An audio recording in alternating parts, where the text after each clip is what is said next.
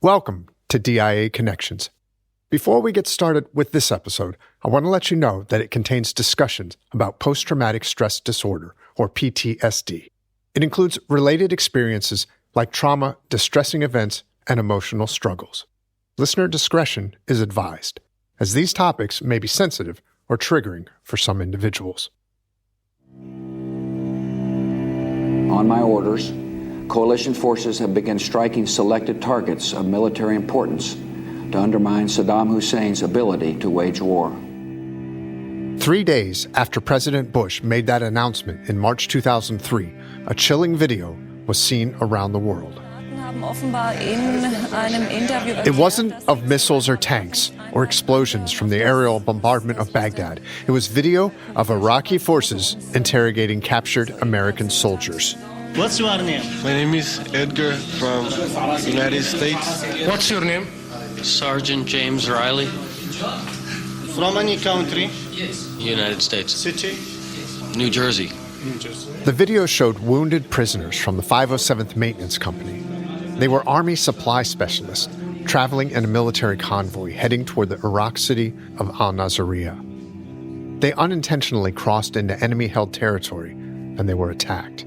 It's been a very troubling morning. A short time ago, the Arab television network Al Jazeera aired some very disturbing images showing what it said were dead and wounded Americans. Iraqi forces killed 11 soldiers from the 507th in the ambush. The Al Jazeera videotape also shows 5 other captured Americans being interrogated. One is a woman. What's your name? Shoshana. Where do you come from? Texas. From any unit in American Army? 507th Maintenance. That was Shoshana Johnson. She survived the ambush and was held captive by the Iraqis for 22 days. Shauna, as she prefers to be called, spoke with us about those horrific events that happened more than 2 decades ago and how the trauma she experienced continues to affect her life today. PTSD is a chronic disease. There is just no cure. It's something that's going to pop up for the rest of your life. Something's going to trigger a memory you probably haven't thought of in years, and you're going to have a reaction to it. An important mission at the Defense Intelligence Agency is ensuring the health of our officers to better serve the nation. Issues related to post-traumatic stress disorders are a top priority. Dr. Ellen Laptuk serves as Deputy Surgeon General. This is no different than dealing with any other sort of health issue. Mental health is health. Because Shoshana generously shared her personal journey of coping with PTSD with us, we invited Dr. Laptuk to join us to discuss how DIA provides guidance and support for its globally deployed and stationed workforce on mental health matters, including PTSD. If you've had a traumatic event or a series of traumatic events in your life, and then you find something that is completely unrelated and can trigger you, meaning you feel that sense of panic, your heart starts beating fast.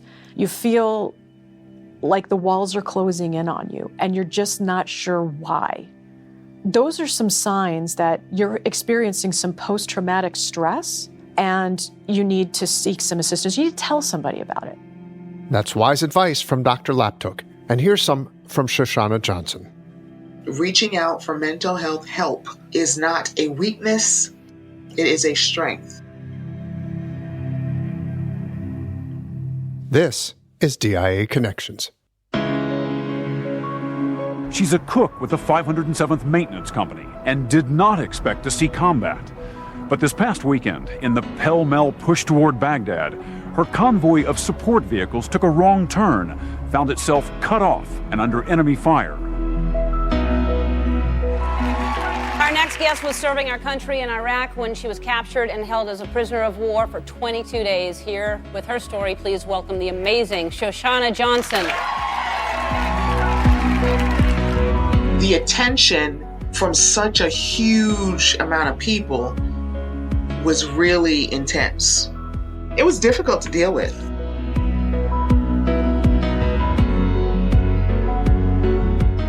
Thanks for joining us on DIA Connections.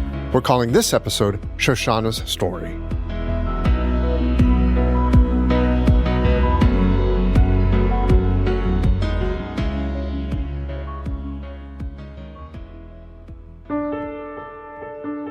OSG.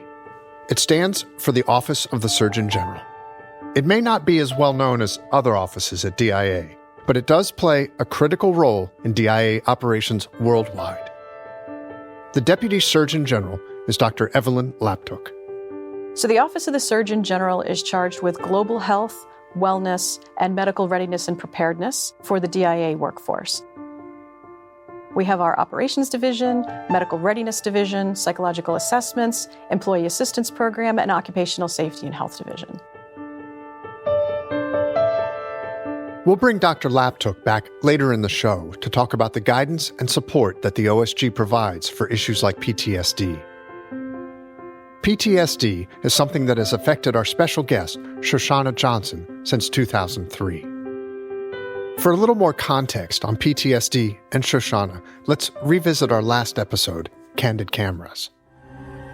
I found out about the possibility of an American being held when I was... In that show, we shared the story of how a DIA technology team hid a tiny camera in a gym bag to record video inside a Baghdad hospital. And he installed a small battery-powered video camera into that bag. This footage played a key role in planning the rescue mission for Jessica Lynch. Come on, man, let's get this girl. Jessica was with Shoshana on that fateful day when their unit was attacked. It was one of the most dramatic moments of the war. Private First Class Jessica Lynch rescued under the cover of darkness by U.S. Special Forces. You're doing great, Jessica. You're doing wonderful. Just like I told you, we're on a plane now, and we're going to go to Kuwait. Jessica Lynch was rescued 9 days after being taken prisoner by Iraqi forces. She was the first American female prisoner of war to be freed. Shoshana Johnson was the second and the first Black woman to be rescued. Together, they are forever linked in American military history. Their connection didn't begin in Iraq, though. It began several months earlier at Fort Bliss, Texas, where they served as support specialists with the 507th Maintenance Company. The specialists included mechanics, welders, truck drivers, and supply clerks. There were cooks, too, and that was Shoshana's job. She was a good fit for it because cooking was something that she loved to do. I started when I was younger when one of my aunts showed me how to make a lemon meringue pie. Another woman from the 507th that Shauna became friends with was Lori Paestewa. And I remember distinctly meeting Pi, and her name is Paestewa, so I was, one of the first things you ask is how you pronounce your name. She tells you, and then she just call me Pi. Shoshana was from Texas, Jessica was from West Virginia, and Lori Paestewa was a Native American from Arizona. They were three women with different backgrounds who shared a similar assumption, that since they were support specialists, they were unlikely to see combat. At the time, as a female cook, I'm not going to be in an infantry unit. I'm not going to be attached to an infantry unit like that. It was supposedly a pretty safe job. Of course, we all know now the way we conduct war is different, and there is no safe job.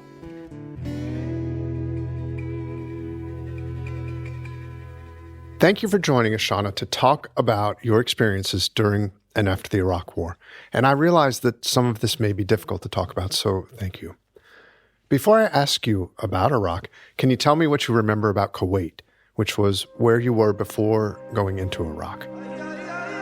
I went to Kuwait in February. I remember we had the briefing about, where the body bags were in the convoy, and they told us, there might be snipers out there. There's no guarantee that we won't lose anybody.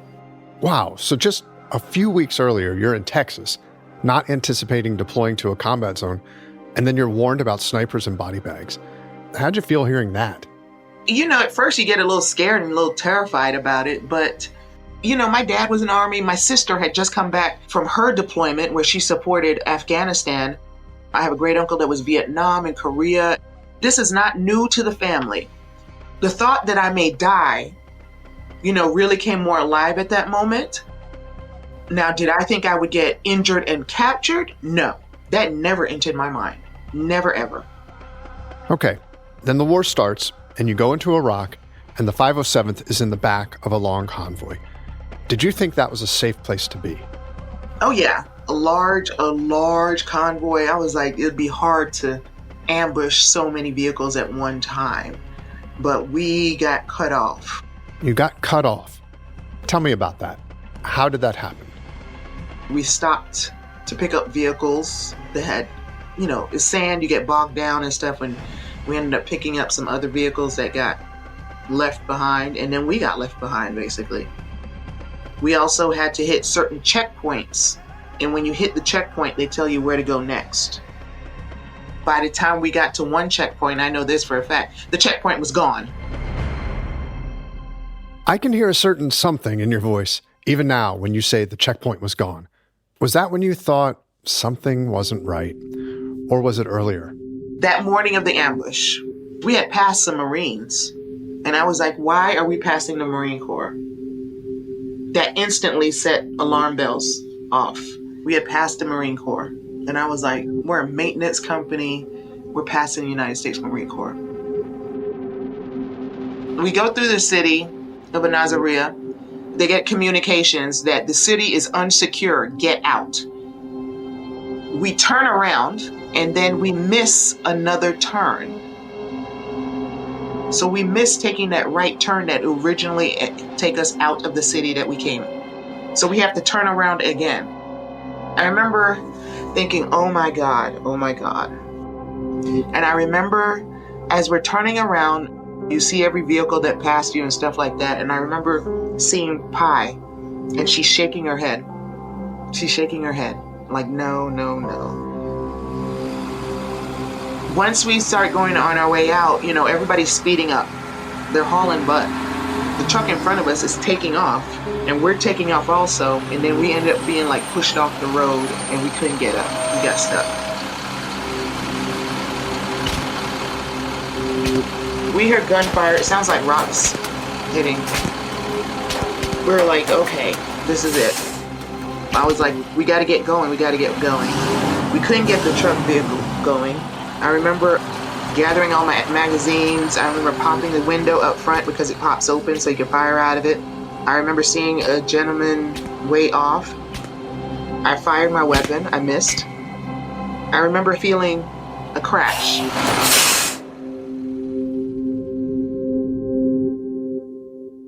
Jessica Lynch and Lori Piestewa were very close friends. They called each other roomie and spent most of their time together. When the ambush occurred, they were riding together in a Humvee, trying to dodge enemy fire coming at them from every direction. The crash Shoshana described was her truck getting slammed from behind by Jessica and Lori's vehicle. Shauna, when you turned to see what happened and didn't see any movement from anyone in the Humvee, what were you thinking and what happened next? I was definitely terrified. People have died at this point. And then I get underneath the vehicle and I'm shot. A bullet passed through one leg and into the other, breaking a bone in her left leg and severing her right Achilles tendon. She was in agony. Then someone reached under the truck, grabbed her by the ankles, and dragged her out. I pretty much thought they were going to kill me. And then they just started beating me with fists, the butts of the weapons, kicking. Once they realized I was a female, they dragged me off and separated me. As a mob danced around, shouting triumphantly, they threw her into the backseat of a car. They were checking my pockets and everything like that, and the gentleman that was in the back with me groped me. I yelled out. He gave me one good slap.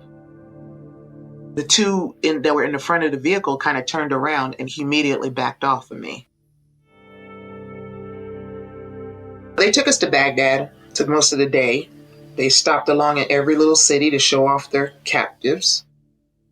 I was slapped, I was spit on. We were always blindfolded, hands tied.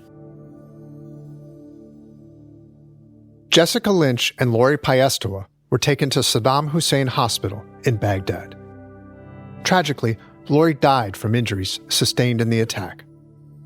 She was the first Native American woman to die in combat while serving in the United States military.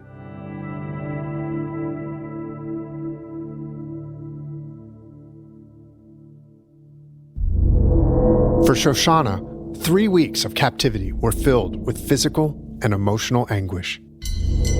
Doctors did operate on her legs, but she could barely walk and had to endure the indignity of relying on her male captors to use the facilities. She was tormented by uncertainty, not knowing who in the convoy had survived the ambush and who hadn't. And then there was the constant worry of when rescue would come. Shauna, I understand that they kept moving you from place to place, trying to stay one step ahead of whoever was coming for you, which turned out to be the Marines. Where were you at that point? We were at a house in Samarra, Iraq. They moved us so far north to Samarra, which is outside of Tikrit. We were in someone's home, which is kind of scary because I knew they're going to be looking for us, but they're going to be looking in prisons and jails and so forth. They can't search every house in Iraq. So it's real scary to be sitting in somebody's home because how are they going to find you? And how did they find you? What was that scene like? They got a tip from some Iraqis. They came breaking down the door, kicked down the door on a Sunday morning. It's like a movie, really.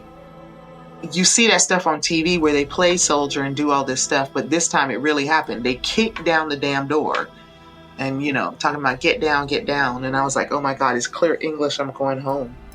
I can't even imagine what that must have been like. How emotional was that moment?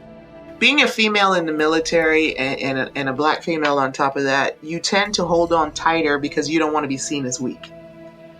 And I held on because I was like, I'm not going to cry before any of the guys cry. And I did. I didn't drop a tear until one of them cried first. Shoshana returned home to El Paso, Texas, to begin her healing process. She first focused on the physical aspect, which was a struggle, but easier than the mental one. Although she was hurting inside, she delayed seeking help. That's not to say that she didn't talk about what happened in Iraq. She did. And she talked about it on the most popular talk shows in the country. It's The Tonight Show with Jay Leno. That was awesome. That was really nice. And he arranged for me to take my daughter to Disneyland. Here we go. Yeah, Oprah was after I got out, which was really cool. And then there was the Ellen DeGeneres show. You were a cook. Yeah. You weren't, supposed to be over there shooting at people. You well, I mean, you're always prepared for that. You're a soldier. Yeah. You got, it's part of our training. You're like stirring soup and then shooting at people at the same time. Ellen was cool. I had actually met her months before when we both got Glamour and Women of the Year awards. How are you? Tell me about the Glamour Awards, because I saw a picture of you and Jessica Lynch there together. One of the girls at Glamour commented that there was more buzz about me and Jessica being there than Britney Spears. Wonderful girl next door, Glamour Woman of the Year, Britney Spears. So all this attention, and you're with Britney Spears, who at the time was a pretty big deal. What was that like? You know what? That evening I met Patti LaBelle. Now, I grew up listening to Patti LaBelle. So that had much more impact than Britney Spears. Shauna crisscrossed the country, from the glitz and glamour of L.A. to the world's largest block party in New York City. Let the cheers abound. That's a happy-looking group of people. December 31st, 2003, Times Square on New Year's Eve. Wonderful party in the weather. Shoshana and Mayor Bloomberg standing by. 3, 2, 1. Happy 2004.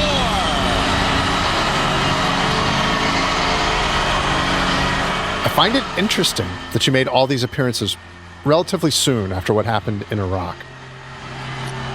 Was it all a distraction to help you with what was going on? I don't know if it helped as much as it kind of like kept my mind occupied. I didn't have moments to sit back and go over what happened to me. But eventually things drop off. Time moves on, people forget. And as I spent more time at home and more time alone, all those things came crashing back to me. The things I had been running from. Shoshana Johnson has a Bronze Star, a Purple Heart, and a Presidential Unit Citation. She also has post-traumatic stress disorder, PTSD. This is from her book, I'm Still Standing. Quote, "My life forever changed because of what happened in Al-Naziriyah on March 23, 2003. One day, maybe I'll be able to get through a day when I don't think about it, when I wonder what I could have done to change things." When I first got back, I was like, I'm fine. I would go to therapy, but I was still resisting. I really started to fall into this deep depression. I realized I need to commit more to my therapy. 2008 was the first time I was hospitalized. And what were you hospitalized for?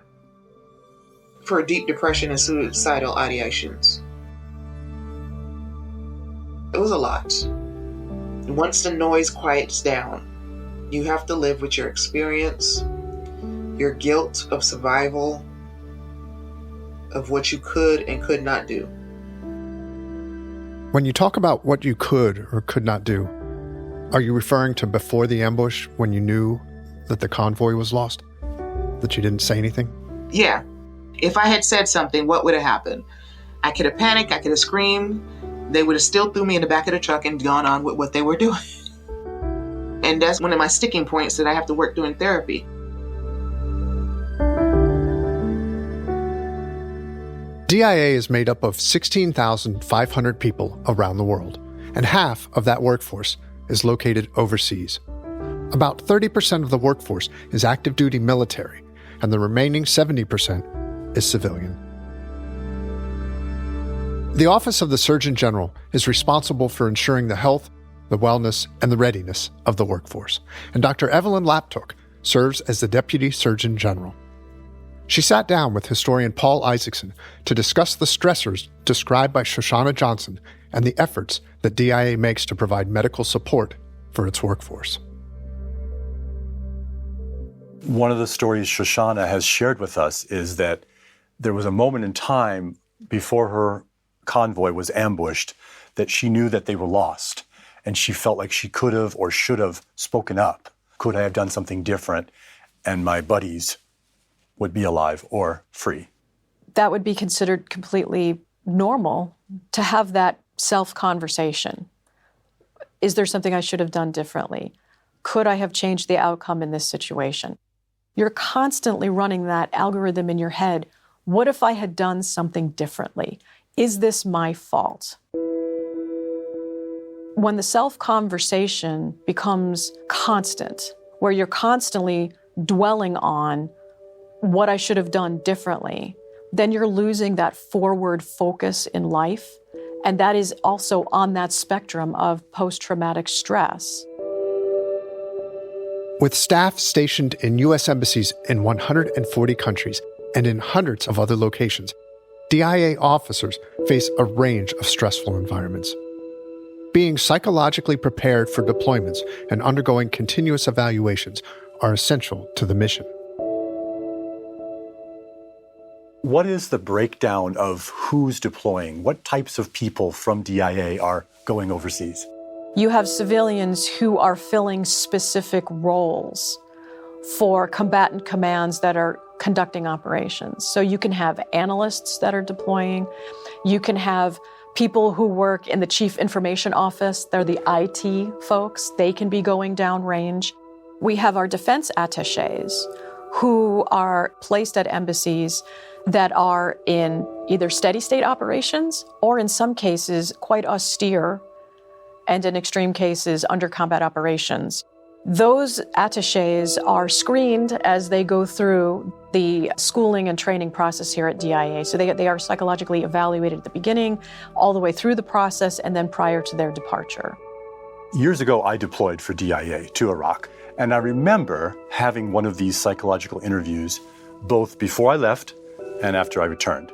Why do we do these before and after interviews? You are assessed so that there is comparison between how were you basically when you left? The psychologist can also walk you through some of the emotions that you are experiencing from your return back, because you've been out of society for a while. You've been in another country under some very austere and very stressful conditions. Explosions were heard in Ukraine's capital, Kyiv, and here in Kharkiv, Russian military vehicles crossing the border from Crimea. This after Russia's president... We have a lot of hotspots around the world, places of conflict. Israel appears to have begun a rolling start to its long-anticipated ground invasion. And here is where things... How does that affect our officers going into those environments? Our officers are not necessarily in the area of conflict, but may be in an area adjacent to that, conducting operations, and providing support. Those officers will experience that stress in that type of operating environment, either directly witnessing or receiving reports of activities, some of which can result in some very strong feelings. In certain instances, what comes to mind is that when there is media that is being analyzed, the exposure to that noxious media for some pretty, in certain circumstances, gory events. They may be in an area that is adjacent but not close, but they are still affected by that because of the exposure and the emotions that are heightened from empathizing with folks that are in those conflict zones. Let me jump in real quick on that term you just used, noxious media. Can you define that for us? Any type of visual, audio, social media that would be considered very offensive, traumatic, that would affect the person who's watching this and analyzing and looking for certain aspects of it during the course of your job. This really highlights a really key point, I think, and that is you don't have to be in a combat zone physically. You don't have to be in the military service. You can be a civilian. You can be here in Washington, D.C. You can be at your desk. Talk about how interacting with something unsettling can affect someone at DIA who actually never goes to a combat zone. DIA has what's called the National Media Exploitation Center, NMEC, and they do exploitation of all sorts of audio and visual types of media that have been captured or collected in various situations and various operations. In a particular instance that I can recall, we had individuals who were repeatedly watching hours and hours of footage of the Taliban torturing and beheading individuals, as well as Al-Qaeda doing the same thing. And that affected them personally. And they are experiencing psychological trauma from repeatedly watching these horrific events.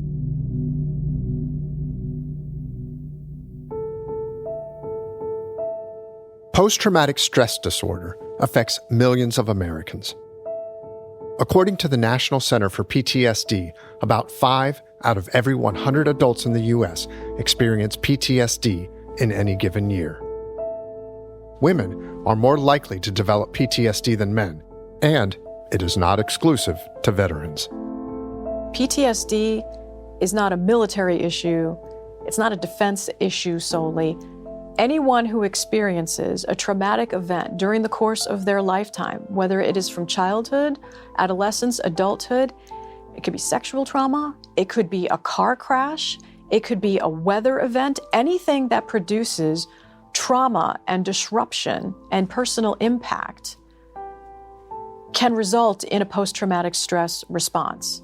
And if that post-traumatic stress response is not managed, it will then move into the unproductive and become an ongoing disorder.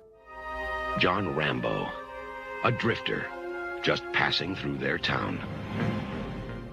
Let's talk a little bit about how PTSD is portrayed in popular culture. I'm glad that you bring that up because unfortunately, when there's a PTSD discussion, it does conjure up images on the television, in the movies, of a veteran, to put it plainly, losing it, snapping. You talking to me? You talking to me? Well, who the hell else are you talking to? Talking to me? Is there a share of the population that could potentially experience an event like that? Yes, obviously. But the majority of the population that are experiencing some post-traumatic stress, and whether you want to call it the disorder, is that they're just looking to try to seek some relief. We need to change kind of that in the popular culture and just saying, look, this is no different than dealing with any other sort of health issue. So let's talk about this like we would talk about heart disease or cancer. And how do we help people seek help?